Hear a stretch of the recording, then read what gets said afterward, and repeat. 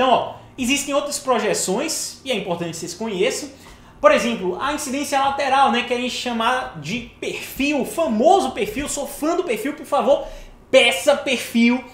O perfil, o paciente fica de lado, o padrão é a gente fazer o perfil sempre esquerdo, tá? O paciente no perfil esquerdo, o coração fica mais próximo do filme e então, teoricamente, ocuparia uma área mais próxima do real do espaço pulmonar ali. Então, padrãozinho ali a gente fazer o perfil à esquerda, ok? Então, ó, geralmente se faz assim, o perfil esquerdo do paciente e gera essa imagem aqui, em que os dois pulmões estão sobrepostos. Beleza? Então quando eu tô aqui, ó, a minha seta tá aqui, ela não tá no lobo superior direito, nem no esquerdo. Ela tá projetando imagem que pode estar em qualquer lugar. No lobo superior do pulmão direito, esquerdo, na pele ou em qualquer lugar, porque está havendo uma sobreposição das imagens. Beleza? Então quando é que eu vou pedir perfil? Por favor, você vai pedir sempre, sempre, sempre que você puder. Porque o perfil ajuda muito a gente a avaliar as patologias. Não dá para localizar uma pneumonia, um tumor, uma massa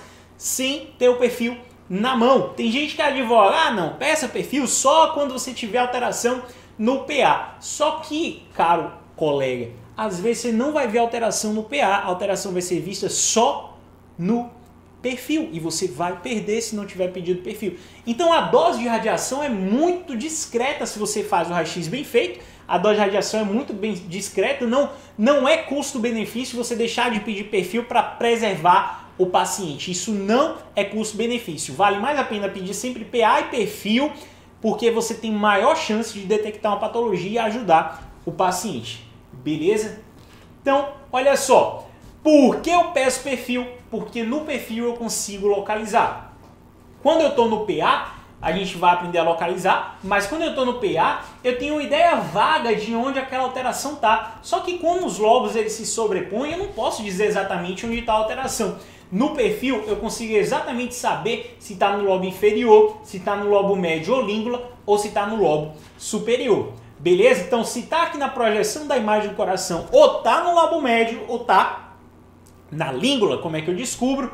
Eu olho para o PA e escolho o lado. Está aqui, está à esquerda. Então, perfil lobo, PA, lado. Perfil lobo, PA, lado. Beleza? O perfil me diz o lobo, o PA me diz o lado. O perfil me diz o lobo, o PA me diz o lado. O perfil me diz o lobo, o PA me diz o lado. PA me diz o lado. Por que o perfil? Por que pedir perfil? Gente, olha só, um tipo de alteração que você só vai ver no perfil. Esse é o sinal do gradiente da coluna. Normalmente, os cossos vertebrais lá em cima, próximos aqui da cervical, quanto mais altos, mais craniais, eles tendem a ser mais densos. Por quê? Porque aqui em cima o pulmão é mais estreito e eu tenho mais partes moles, ombros, braços e tal. Então a média da densidade ali é maior, então os cossos vertebrais parecem mais brancos. E conforme eu vou descendo, o pulmão ele fica com a amplitude maior e tem menos partes moles, né? Basicamente só o corinho aqui da caixa torácica e o pulmão. Então aqui embaixo, o corpo vertebral, ele parece normalmente mais transparente.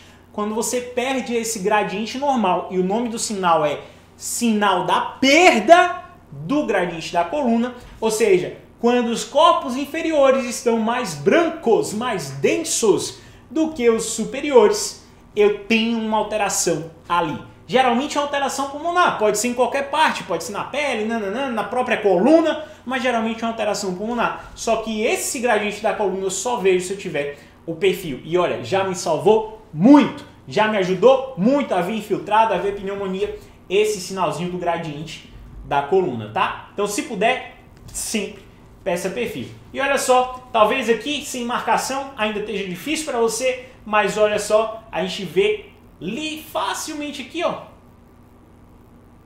os cossos vertebrais mais densos quando a gente coloca a marcação e vê que isso é devido a uma opacidade triangular nessa localização aqui. Ok? Tô falando alto, gente, me avisem, viu? Senão, se eu tiver, eu mando baixar o volume aqui, que agora a gente tá aqui no estúdio. Depois eu vou postar a foto aqui do nosso super estúdio, dos nossos central quase globo de produções. Vocês verem que a gente faz mágica aqui, tá, galera? Outras projeções AP supino, ou seja, o ideal é fazer no PA ereto. O perfil é massa, eu sempre peço, mas se não der para fazer no PA, se não der para fazer perfil, eu vou fazer o AP supino, ou seja, paciente em anteroposterior. Esse paciente geralmente é um paciente grave. É um paciente que está tão ruim que não consegue nem ficar de pé para fazer o exame, tá? Então ele vai fazer supinado não é porque deu na cabeça do médico, não é porque o técnico tá, não, vou fazer o ereto hoje, não tô afim. Não, é porque o paciente não tem condição de fazer PA, de fazer ereto, ok? Beleza? Então essa é a alternativa, fazer supinado, fazer em AP, geralmente paciente deitado, veja que a escápula vai estar no campo e é isso que vai suspeitar, vai trazer essa suspeita pra gente, né? Porque na vida real raramente tem a marcação assim de qual é a incidência, se é supino, se não é.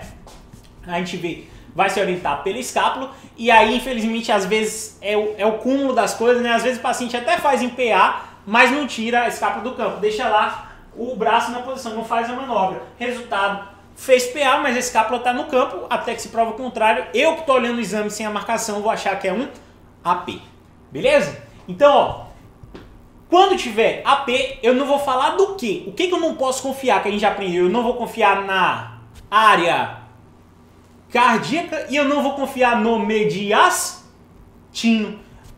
Não dá para confiar, nem na área cardíaca, nem no mediastino. Posso confiar em trama vascular, inversão da trama? Também não posso confiar, beleza?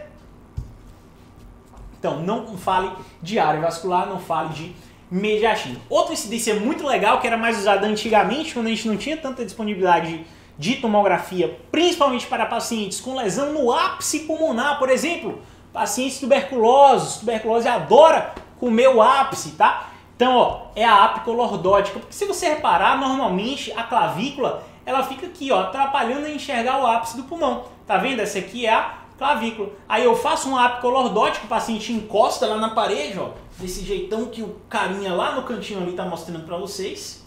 Eu não consigo apontar pra cá. Pronto, o carinha lá do outro lado tá mostrando pra vocês. E é assim mais ou menos.